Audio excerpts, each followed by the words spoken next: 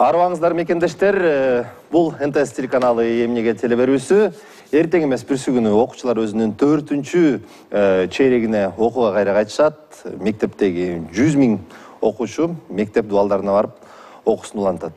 Өткөн жылы окуу системасы, окуу программасы бузулду. Аны дагы талкуулаш керек. Бирок ушул каникулда талкуулай турган чоң бир маселебиз бар. Бул мектептеги администрация, мектеп директорлору.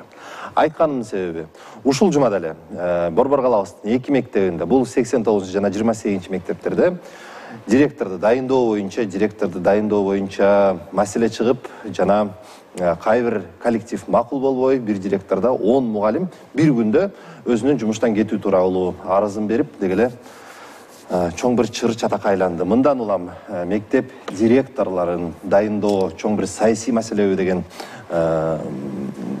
суроо туулат. Ошол себептен Нурзида Касымова Абубакировна Кыргыз Республикасынын билим берүү жана илим министрлигинин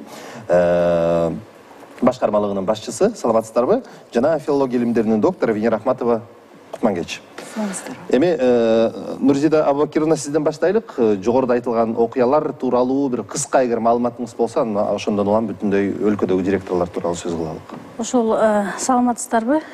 Республика боюнча мектепке чейинки мектеп билим берүү, негизи эле билим берүү уюмдарынын жетекчилерин дайындоо, бул эгерде республикалык бюджеттен каржыланса, борбордук аппарат тарабынан, министрлик тарабынан дайындалат. Ал эми жергиликтүү бюджеттен каржыланган билим берүү уюмдарынын жетекчилери ошол жергиликтүү аймактык билим берүү бөлүмүнүн башчысы тарабынан дайындалат. Мыйзамда, учурда ошондой көрсөтүлгөн. Бирок ага карабастан Бишкек шаарында учурда болуп жатат. 89 мектептин базасында ата-энелер биз шайлоо жолу менен мектептин директорун дайындашыбыз керек деген талаптарын коюп жатышат. Бул албетте бүгүнкү биздин мыйзамдарыбызга каршы келет. Анткени иш берүүчү гана ошол билим берүү уюмунун директорун дайындай алат. Ол мугалим жумуштан кетти. Ал мугалим учурда жумуштан кеткенине 2 жума болду. 10 мугалим жумуштан кетүү тууралуу арызын жазыптыр, э? Мугалимдер жумуштан кетүү тууралуу арызын жазып жатат. Мында объективдүү дагы, субъективдүү дагы жактар бар. Ошол эле учурда эгерде директор мыйзам бузган болсо, Кыргыз Республикасынын мыйзам талаптарын аткарбаган болсо, министрликтин буйруктарын, шаардык билим берүү бөлүмүнүн буйруктарын аткарбай, мыйзам чегинде иш-чара өткөрбөгөн болсо, иштерди жүргүзбөгөн болсо, анда ал директор сөзсүз түрдө жумуштарды каралышы керек. Аны менен катар эле ошол учурдагы мугалимдер директордун кызыкчылыгын көздөп, дароо жумуштан бошоп кетпеш керек. Анткени бул система ошол директордун ишине гана байланыштуу эмес да. Бирок ал мугалимдердин өз эрки да жумушка келип. Мугалимдердин өз эрки, мугалимдер бир учурда директорду эле колдоп кетпестен, алар окуучуларын дагы ойлоп иш алып барыш керек.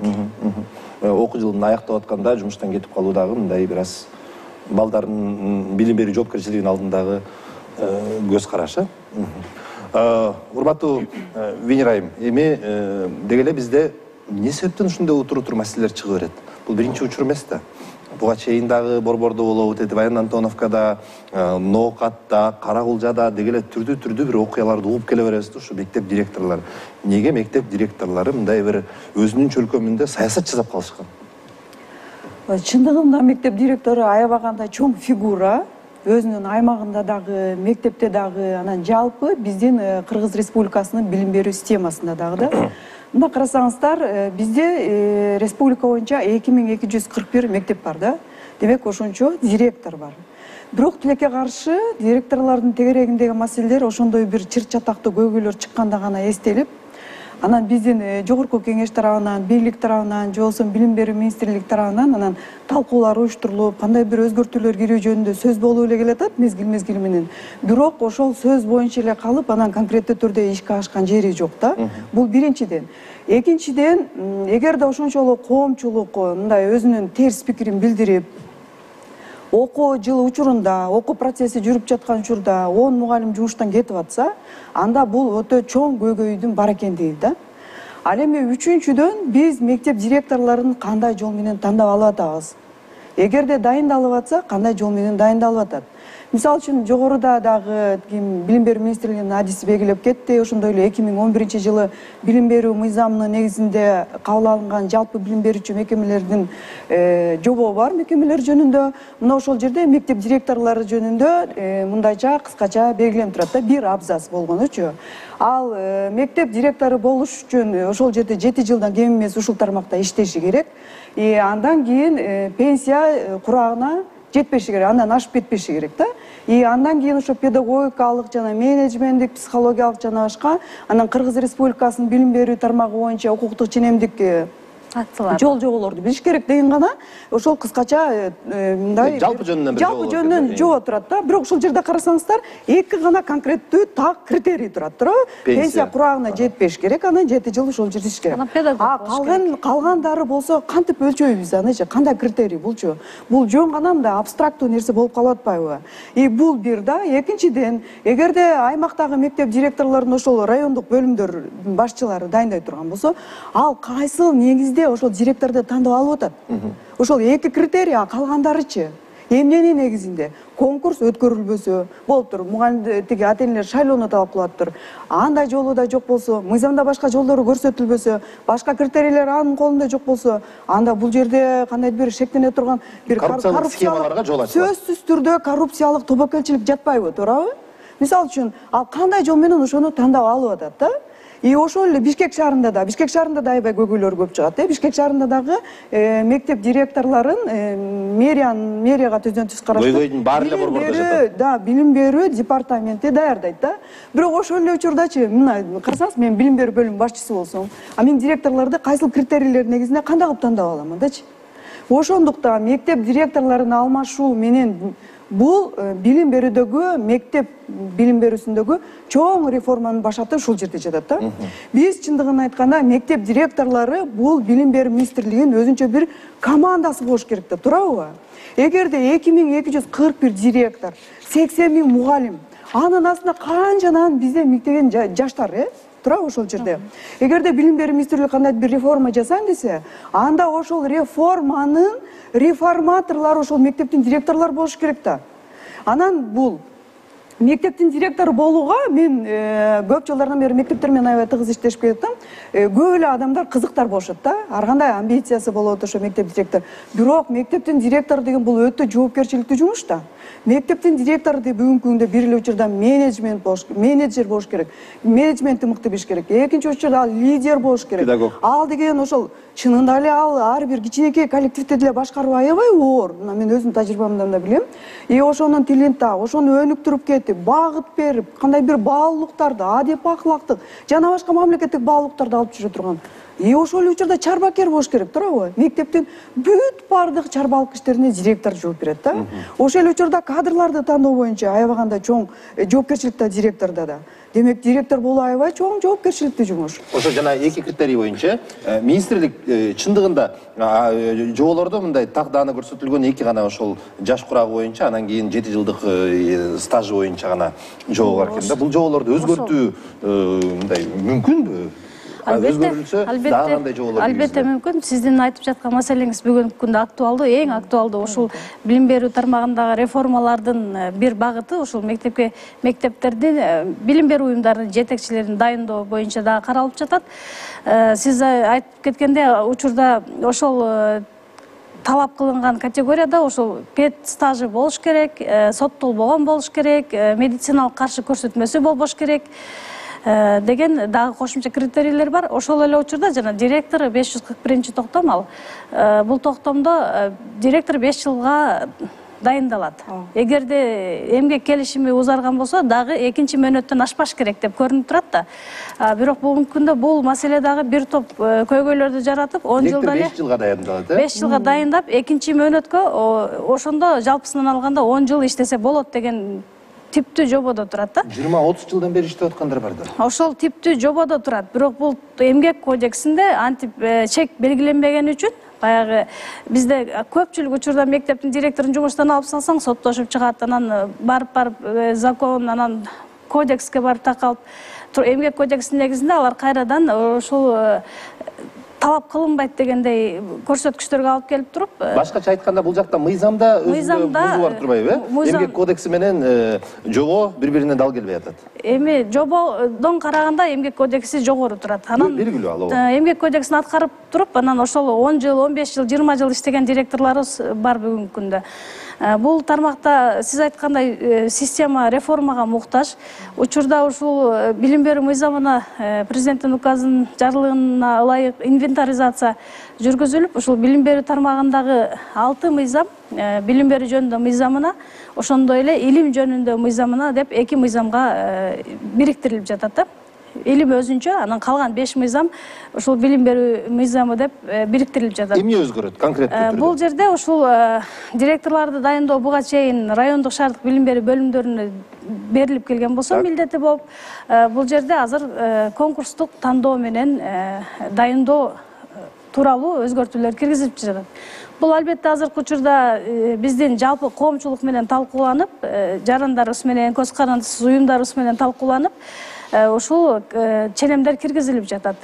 Эгерде бул мыйзам кабыл алынып калса, мындан ары ушул райондук шаардык билим берүү бөлүмдөрү дайындабастан атаандаштыкка жөндөмдүү менеджмент, психологияны, педагогиканы билген, ченемдик укуктук актыларды билген, мыкты жана атаандаштыкка жөндөмдүү ар жерден ситуациядан чыгып, өзүнүн мектебин өнүктүрө ала турган директорлорго мүмкүнчүлүк түзүлөт да. Ким жасайт конкурсту? Ким өткөрөт? Бул азырынча мыйзам боюнча борбордук аппарат жобосун иштеп чыгат. Ушул жобосун иштеп чыгуу башка боюнча киргизилип жатат сунуштар. Анан конкреттүү мыйзам чыккандан кийин, мыйзамга кол коюлгандан кийин гана биз айта алабыз да. Азыр эми борбордук аппарат тарабынан биз пландап жатабыз. Ушул көз карандысыз жана адам фактору катышпаган факт жагдайда автоматташтырылган негизде конкурстук тандоолорду өткөрүүнү пландаштырып жатабыз. Унаа көбөлүгүн алуу деле автоматташтырылган, бирок бүгүнкү күнгө чейин ал жакта деле мындай коррупциялык схемалар бар экенин билебиз да. Анан ушул киргизилип аткан жаңылык директорлорду конкурс аркылуу кабыл алуу, мындай директорлордун өзүнө ишенимдүүлүгүн мындан дагы арбытып, мындан дагы ошо жерлердеги өзүнчө бир кичинекей падышалыктарды айлантат деген кооптонуу жокпу сизде? Бизде кооптонуу дайым эле бар да. Бизде коррупциялык тобокелчиликтер, адам факторунун тобокелчиликтери дайым эле бар. Анын бир гана себеби бизде мына жободо так жазылып турат. Аны эч ким аткарбайт. Мисалы үчүн жободо пенсия курагына чейинки деп турат, бирок министр өзүнүн бир билдирүүсүндө бүгүнкү күндө мектептерде 20-30 жылдардан бери иштеп, 70-80 жаш курагында да директорлор бар экендигин белгилеп өткөн да. Анан ошол мыйзамды так аткарбагандыктан, анан бизде ошол конкурс өткөрүүдө дагы конкурстун критерийлеринин так иштелип чыкпагандыгынан болуп атат да. Мисалы үчүн бүгүнкү күндө эгерде автоматташтырылган адам фактору катышпаганда, балким тестирлөөдү, маалымат технологияларын колдонуу менен өтсөк деле, анын дагы ар кандай жолдору табылып жүргөндүгүн сиз жогоруда белгилеген унаа көбөлүгүн алуу боюнча, же болбосо жана дистанттык окуулар боюнча, же болбосо ошол тестирлөөдөн өтүп эле, бирок ал өткөн кадрлардын эч жака пайдаланылбай калганын биздин болсо Кыргыз Республикасынын кадр кызматындагы чоң резерв жөнүндө айтуу менен мындай мен өзүмдүн сөзүмдү тастыктай алат элем да. Демек мында да тобокелчиликтер бар депчи. Мун үчүн чын айтканда конкурстун жобосун иштеп чыгып атканда көз карандысыз күчтүү эксперттерди тартуу керек деп эсептейм билим берүү министрлиги. Анан бул талкуудан өтүшү керек, өтө деген кылдаат жасалышы керек. Анан ар бир критерий болгон жерде анын индикатору болуш керек. Ансыз ал критерий ишке ашпайт. Эгерде биз биринчи, экинчи, үчүнчү критерий директорду тандап алуу десек, ар бир критерийдин тушуна ошонун индикатору көрсөтүлүшү керек. Андан кийин мен дагы сунуштайт элем да, ошол индикаторунан кийин дагы ага балл коюлуш керек, упай коюш керек, упайлар эсептелиш керек. Бир упай дагы мааниге роль ойной турган кылып мындай таза көз карандысыз конкурсту өткөрүш керек. Анан конкурс деген этап менен жүрүш керек. Биринчи этабы балким тестирлөө болушу мүмкүн, экинчи этабы сөзсүз түрдө аңгемелешүү болуш керек. Анткени ал деген түздөн түз мындай адам жамаат менен иштей турган адамды ал тиги аңгемелешүүсүз болбойт. Үчүнчүсү ошол кишинин өзүнүн бир стратегиясы жөнүндө, же болбосо өзүнүн бир адамдык лидердик сапаттары жөнүндө бир эссе жазуу, мунун этаптары болуш керек. Анан этаптар менен жумушка алууга болот да. Мен буларда жөн эле жерден айтып аткан жокмун. Бүгүнкү бүгүнкү күндө билим берүү боюнча аябай алдыңкы өлкөлөр бар. Мына мен Финляндияны айтабыз, бирок Финляндиядан кийинки мына биз менен тагдырлаш Эстонияны эле айтайынчы. Эстония биз эле сыяктуу кичинекей, саны деле калкы деле аз, экономикалык жактан деле биз сыяктуу өлкө. Бирок ушулар мына Советтер Союзунун кучагында жатты 80-70 жыл уктап. Анан бирок бүгүнкү күндө ошол аз убакыттын ичинде булар так бир күчтүү бир реформаларды жүргүзүп, бүгүнкү күндө жана мектеп окуучуларынын билимин текшерүү боюнча PISA конкурсу тиги эмес боюнча булар алдыңкы орунга чыгып кетишти да. Бул аябай чоң көрсөткүч болду да. Ол мына ошол Эстониянын ошол жанагы билим берүү мекемелериндеги жетекчилерди мындай кантип натыйжалуу башкарат, анан натыйжалуу башкара ала турган адамдарды кантип тандайбыз деген суроолорго булар жооп тапты. Биз эмне үчүн ошолордун тажрыйбасын өзүбүзгө алсак болбойт да? Ал жооп мен жана жогоруда көрсөтүлгөн так критерийлер, индикаторлор менен жана тандап алуудагы этаптар болушу керек да.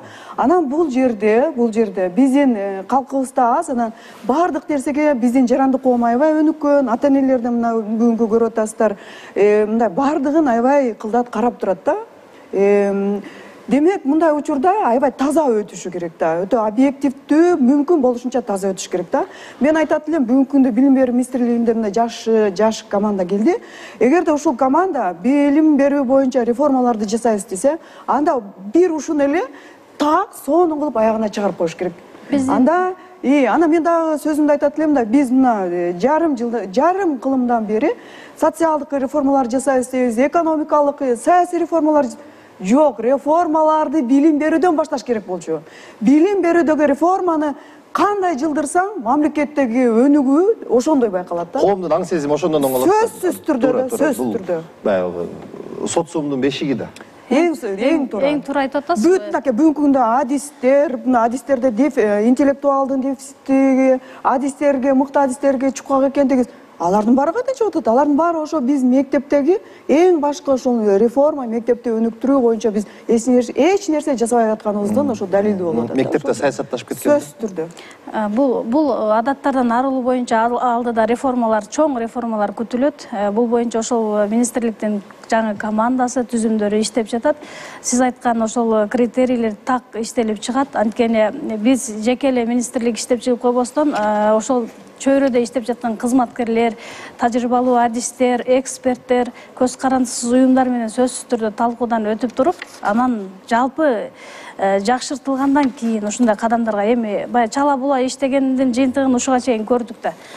Ошодо Нурзидайым, ошондон уламчы 30 жылдын 31 жылдын ичинде реформа деген сөздөн мындай эл ренжип калды да. Ошо ундай болуп жатат, анан комплекстүү каралгандан кийин гана тиешелүү чечимдер кабыл алынат. Албетте сиз туура айттыңыз, жана этап менен өткөрүлөт. Бул дагы пландаштырылып жатат. Анан учурдагы жана беседа, аңгемелешүү дагы өткөрүлсө деген, баягы эле ошол жерге келип эле жана коррупция деген жер ошол жерге такалып калып атат да. Аңгемелешүүнүн формасын дагы электрондук форматка өткөрүүгө биз адам фактору катышпастан туруп, баягы тааныш кызыкчылыктары колдобостон туруп, документтерин тиешелүү формалары менен берип, анан аны карап чыккандан кийин электрондук түрдө эле сиздин документиңиз өттү, өтпөдү деген сыяктуу жооп баргандан кийин биринчи этабында, андан кийин тестирүү графиги сатымчада болот, ушуга келиңиз деген сыяктуу, анан эч кандай адам фактору катышпаган жагдайда өткөрүүнү сунуштап жатабыз. Бул кайсыл убакытка, кайсыл мөөнөткө бул азыр биздин азыр бардык мыйзамдарыбыз ошондой эле ченемдик укуктук актылар, жана положение, токтомдор бүт баары азыр инвентаризация жүрүп жатат. Мыйзам өткөндөн кийин эле артынан дароо бардык токтомдор, чечимдерибиз чыгарылат. Нурзида Абубакировна, сиз канча жыл болду министрликте иштеп жүргөнүңүзгө? 8 жыл болду. 8 жыл. Ушул акыркы 8 жыл жөнүндө эле сөз кылалычы. Бунда деле бир топ реформалар жөнүндө сөз кылынганда, мисалы үчүн ошол эле мектеп директорлорун ротациялоо боюнча, эми айыл аймактарда го эми ал түшүнүктүү бир ат башынын бир айылынан экинчи айылына бара албайт да директор. Бирок борбордун ичинде жүздөгөн мектептер бар, 100гө жакын мектеп бар. Ошол Ош шаарында, чоң ири шаарлардын бунун ичиндеги ротация маселеси ошо боюнча эле ордунда калбадыбы? Эч ким ордунан жылбай койду да. Бул боюнча, ошол ротациялоо боюнча конкреттүү түрдө баягы ОЗЭКи айтылып, жогорку кеңеште көтөрүлүп, анан тапшырмалар берилген. Мындай конкреттүү тапшырмалар ротациялоо болушу мүмкүн деп берип, анан айрым жанагы ызычуу көп чыккан мектептердин директорлору жумушунан кетип, же ошол мектептин ордуна башка жаңы мектептин директору же жакшы иштеген завучту ротация кылуу жолу менен жүргүзүлдү. Бул жакта анан жана биздин райондук билим берүү дайындайт дегендин тескери жагы ушул ротацияны мыйзамда аткарбайт же ротацияны жасабайт же жогору жактан бирөө айтса дайындап ошону карап отургандын жыйынтыгы менен ушул болду да. Эми биз азыр эффективдүү башкаруу дегенди да сунуштап жатабыз. Жана бир директор жетекчи, эгерде мен директор болсом, мен бир нече көрсөткүчтөрдөн алдыда болсом, менин окуучуларым олимпиададан мыкты орундарга жетип жатса, менин окуучуларым алтын тамганы алып жатса, алтын сертификаттарга ээ болуп жатса, эң жакшы көрсөткүчтү көргөзүп жатса, мисалы Бишкекте 61 мектеп, бул ушул биздин ата-энелердин баардыгы ошол жерге, ошол мектепке баласын бергиси келет. Эмне үчүн биз ал мектептин жетекчисин бир нече жакын турган мектептерге пайдалансак болбойт? Бирок башка мектептер бар. Статусу гимназия, мисалы үчүн, же болбосо лицей, мындай жогорку бир жаңы ысымдарды атап алганда, бирок аяктагы көрсөткүч жыл сайын ОРТ менен эсептей турган болсок, орточо бир 150-160 балл алат. Эми бул гимназия статусундагы мектептерге бул уят балл да, сөздүн ачыгын айта турган. Бирок бул жактагы мүдүрлөр деле, бул жактагы администрация деле кол тийбестик боюнча тура берет. Эмне себептен? Эмне себептен? Айтып атпайсызбы жогоруда кээ бир депутаттар дагы каршы чыккан деп. Себеби ошол мектептердин баарын дебейм, бирок кай бир директорлордун, администрациянын артында ошол жогору жакта отурган чоң бир күчтөр бар. Алар коргоп, колдоп отурушат. Эми мындан ары андай болбогонго шарттар түзүп жатабыз. Эгер ким иштесе, ошол ийгиликке жетсин. Ошол киши башкарсын, ошол киши өзүнүн жөндөмүн көрсөтсүн. Бул окуучулардын билимине болгон мындай кайдыгерлик, бул кыянаттык деп эсептелет да. Эми окуучулардын билимин өстүрүп, ошол чөйрөнү өнүктүрүү бул ошол директордун колунда. Андан көз каранды. Ал жерге мыкты адистер, мыкты кесипкөй адистер барыш керек. Кээ бир ачыгын айтыш керек, кээ бир гимназия мектептер бар, очередь аяка кирүүгөчү. Мына 61ге балаңды киргизе албайсың, 69га кирүү кыйын. Себеби мыкты мектептер, 67ге кирүү кыйын. Себеби билебиз, бул мыкты мектеп, ал жактын директорлору деле жылдап отурат. Бирок мен билбейм кандай же баарына персоналдуу. Бирок ушул эле учурда мындай да эркин, эгерде ошол мектептин директору мектепти мыкты өнүктүрүп аткан болсо деле, ал аябаганда күчтүү лидер болсо, күчтүү менеджер болсо делечи, ал деген мыйзамды сакташ керек да. Биз ошого күнөшүбүз керек да. Эртеби кечпи биз мыйзам менен жашаганды үйрөнүшүбүз керек да. Мисалы үчүн ошол жерде жазылып турат да, сен 5 жыл жакшы иштесең, эгерде дайындалгандан кийин, анан дагы 5 жылга сенин мөөнөтүң узартылат деп турат келишим менен.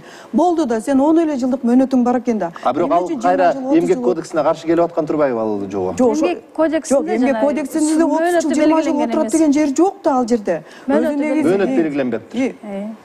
Жок, ошондо делечи, бул деген мындай нонсенс болуп атпайбы, акылга сыйбаган нерсе болуп атпайбы? Бир адам 70-80 жашка чейин 20 жыл, 30 жыл бир жерде иштейт деген, бул деген такыр туура эмес нерсе. Бул деген мындай адамдын акылына сыйбай турган нерсе. Бирок биздин коомдо ушу жолугуп атат да тилекке каршычы.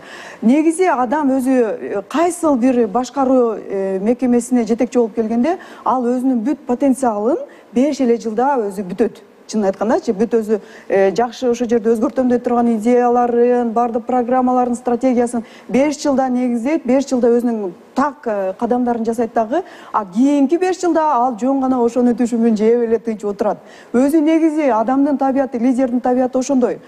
Биз 20 жыл, 30 жылда отуруда, анда бул кандай бир жолдорун издеш керек да, чынын айтканда, жана жаш курагы боюнча дагы, анан бир жерде көбүрөөк иштеп калгандыгы боюнча дагы мындай дискриминацияга учурабаш керек. Биздин күчтүү, мыкты директорлор бар деп айтып атпайсызбы? Мен андай директорлорду өзүм да жакшы билем. Мисалы үчүн Кара Суу районундагы жанагы Сыдык Алачиев атындагы мектептин директору бар, аябай мыкты иштеген. Сокулук районунда жанагы Чынара Стамбекова деген мыкты директор бар. Жобосом 26 мектептин директору деген Селезнева, жобосом 61 мектеп. Бирок ошондо деле тиги эгерде ошол бүт өзүнүн өмүрүн агартууга арнап, бүт ушул жакшы баалуулуктарды алып жүрүүгө жаштарды тарбиялайм деген адам, анда мамлекеттин мыйзамын сакташ керек да. Ошол менен жашаганга өзү биринчи үлгү болуш керек да. Бул бир да, экинчиден ротацияны айтып атабыз дагы. жогорку кеңеште 2018-жылы ошо ротация боюнча маселе көтөрүлүп, анан ой айыл жергесинде бул ишке ашпайт экен деп айтышты да. Мен бул жолдо ой жүгүртүп койдум да, кандай ишке ашпайт билесиздерби? Советтер Союзу мезгилинде деле ротация бар болчу, туурабы? Биздин мектептерге башка жактан мыкты адистер келчи, директор болуп иштечи. Бирок ал мезгилде деле Советтер Союзу тиги мектеп директорлоруна үй бергенин мен көргөн эмесмин, чанда эле болчу. Мыкты колхоз совхоз эле бербесе. Батирде жашап эле иштеген директорлор. Мында социалдык пакет башкарчу да бирок. Ал жерде 28 статья менен каржыланган мүмкүнчүлүктөрү бар. Азыр деле мыкты адистерди тартып, директор кылып, жашынакай ошол айылдагы, райондогу мектептерге тартса болот да. Бул бир. Анан ошону шаардын ичинде эле жүргүзсө болот да. Деп мунун өзү эле ошо мыйзам эч кандай жоого сыйбайт да, туурабы? Бул бир да. Экинчиден мен айтат элем да, жанагы биздин маселенин бардыгы жана райондук бөлүмдөрчү. Тиги директорлорду тандагандачы. Районолор. Районолор. Мен бир дагы ушул районону көргөн жокмун да. Бул ушуну биринчи мыкты адис экен. Ушуну бизден бир айылга алып келип, ушуну биринчи мектептин тарбиялык завучу кылалы, андан кийин окуу бөлүмү завучу кылып, анан ушуну директор кылып өстүрөлү деген бир мен ошондой бир инерция эмени көргөн жокмун да, еш жерден жолуктура алган жокмун да. Жок, мен сизге бул үлгүнү айтып кетейин. Мисалы ушул биздин жакшы мыкты адистерибизден Ноката билим канасы деген билим канабыз бар. Ошо билим канага Самат Маматжан деген директорубузду алып барып, Каракулжа районунан Нокат районуна алып барып иштетти. Ошо булайсын мыкты мектебинин директору Мелисбек Музулманкуловду азыр ошо мектепке алып барышты. Самат Маматжанды Алай районуна алып кетти да. Мындай мыкты мектептерди жетекчилер өздөрү азыркы учурда тандап калышты. Анткени алардын рейтинги аныкталып жатат бүгүнкү күндө. Билиминин сапаты, кайсы көрсөткүчтөргө жетти, бүт ушул 2021-жылдын жыйынтыгы менен райондук шаардык билим берүү бөлүмдөрүнүн ишин баалоо жүргүздүк. Бул боюнча массалык маалымат каражаттарына, сайттарга жарыяланды. Ошол жерде көрсөткүчтөрдө ушул ар бир райондун ичинде чыккан ишинин көрсөткүчтөрүнүн натыйжасында жыйынтыгы чыгарылды да. Ошол биз буга чейин рейтинг системасы 21-жылы гана кирди. Ага чейин ушул рейтинг системасы кирбеген. Мектептин директоруна же мектептин өзүнө? Райондук шаардык билим берүү бөлүмдөрүнүн башчысынын ишмердүүлүгү боюнча рейтинг жүргүзүлдү. Ошол рейтинг чыккандан кийин эми баардык жарандарыбыз ушул билим берүү тармагындагы сапатка иштөөгө аракет кылып башташты да. Канчалык кызыктар болуп, ошо жакшы мугалимди, жакшы директорду өзүнүн мектебине өркүндөтүп бер деп алып келген талаптар күчөй баштады. Бул ушул сөзсүз түрдө сиз туура айтып кеттиңиз, жана индикатор болуш керек. Биз индикаторубуз ошол рейтингдин ичинде көрсөтүлүп, так көрсөтүлүп, азыр иштелип, ошол этабы менен баратабыз, жакшы жакка алып барганга. Ошол учурда бизде азыр мунун негизги эле максаты мыкты 10-20 райондук билим берүү бөлүмү деп көрсөттүк, 10 төмөнкү көрсөткүчтү көрсөткөн райондук билим берүү бөлүмдөрү деп көрсөттүк. Төмөнкүлөргө кандай чара көрүлдү? Төмөнкүлөргө азыркы учурда мыйзам менен жергиликтүү өз алдынча башкаруу органдары чараларды көрүү каралып калды, дайындоо, чара көрүү, бошотуу, ошол жактарга сунуштар жиберилди. 4 мүнөт убактыбыз калыптыр. Биз жаңы мектептердин директорлорун дайындоо боюнча бир системаны сунуш кылып атабыз. Бул этап менен киргизиле турган система деп мына илимдин доктору айтып атат, болуш керек деп.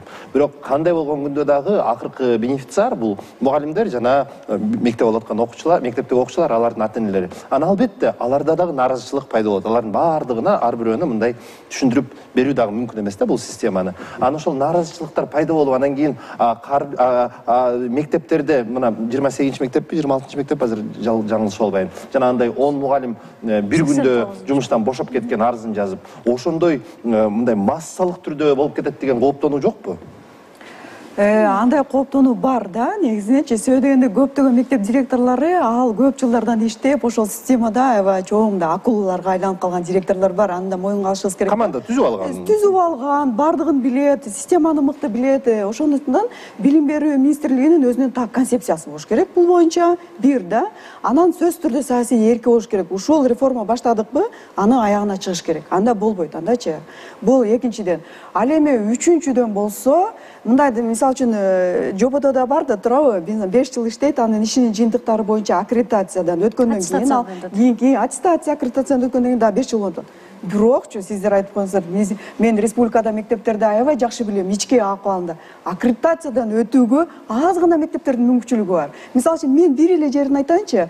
Бизде мектепте балдардын саны аябай көп. аккредитациянын бирден талабы ар бир балага канча ошол мейкиндик туура келет мектептин ичинде. Бул жагынан бизде шаардагы эң мыкты мектептерде туура келбейт. Бул бир. Үч смена менен окуп атсак дагы жөнөкөй эле нерсени айтайынчы. Мисалы үчүн аккредитацияда бар.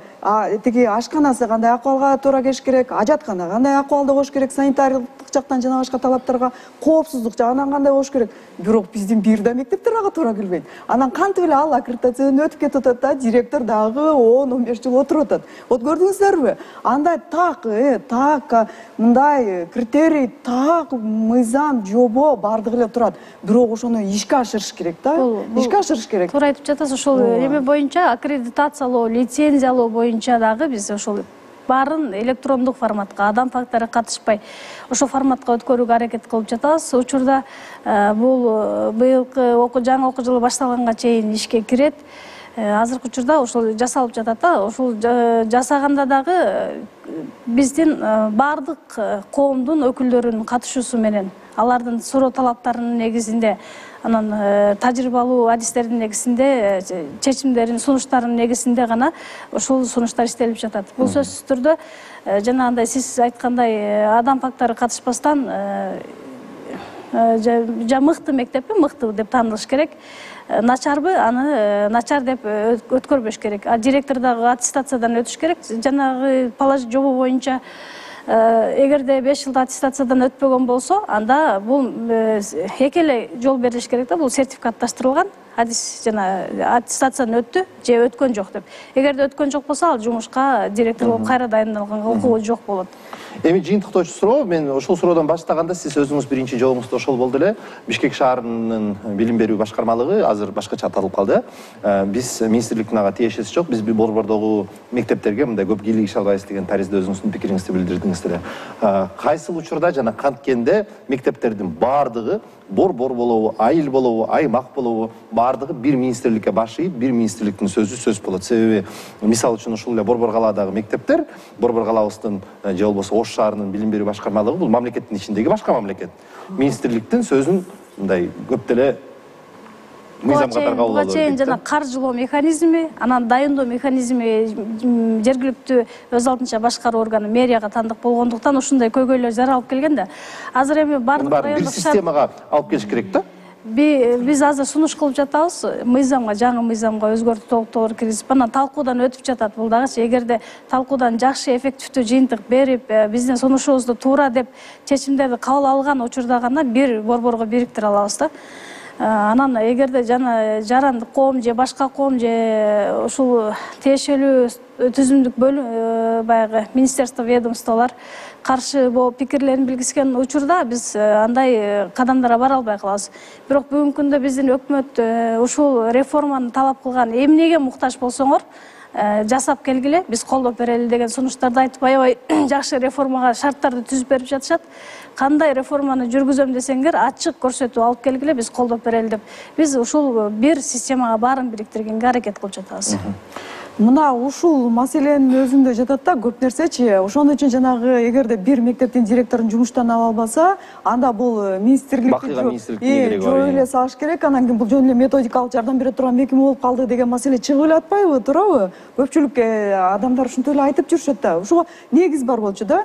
Эгерде ошол ар бир директорго таасир эте ала турган дайындоодо, же болбосо аны жумуштан алууда таасир эте ала турган билим берүү министрлигинин өзүнүн механизми болбосо, анда ал билим берүү министрлиги өзүнүн билим берүү саясатын кантип жүргүзөт анда? Кантип ишке ашырат да? Бул чоң маселе. Мен сөзүмдүн аягында айтар элем да, биздин ушул айтып атканыбыздын бардыгы ошол билим берүүдө бир өзгөрүүлөр болсо экен деген ниеттен айтылып атат да. Эгерде билим берүү министрлигинин өзүнүн бир чоң реформаларды жасаганга өзүнүн эрки жетип, акылы, интеллектиси жетип аткан болсо, ал сөзсүз түрдө өкмөт колдош керек, жогорку кеңеш колдош керек, коомчулук, журналисттер бардыгыбыз колдошубуз керек. Анткени бул мындай кечиктирилбей турган өтө чоң мындай тагдыр чече турган маселе бүгүнкү күндө. Эң туура. Себеби мына бизди тартып аткан оператор жигиттер дагы, биз менен пикир айтышып аткан илимдин докторлору дагы, бизди айыктырып аткан медиктер дагы, биз азыр сыртка чыгып отура турган унаанын шопурлары дагы бардыгы билим берүүгө келип такалат. ушул чоң системанын, реформанын же болбосо реформа эместин артында биздин келечегибиз, коомдун тагдыры турарын унутпашыбыз керек. Бул мындай өлкөдөгү эң приоритеттүү маселе деген пикир менен бүгүнкү эфирибизди жыйынтыктайбыз. Сиздерге ыраазычылык билдиребиз. Көрүшкөнчө бар болуңуздар. Рахмат.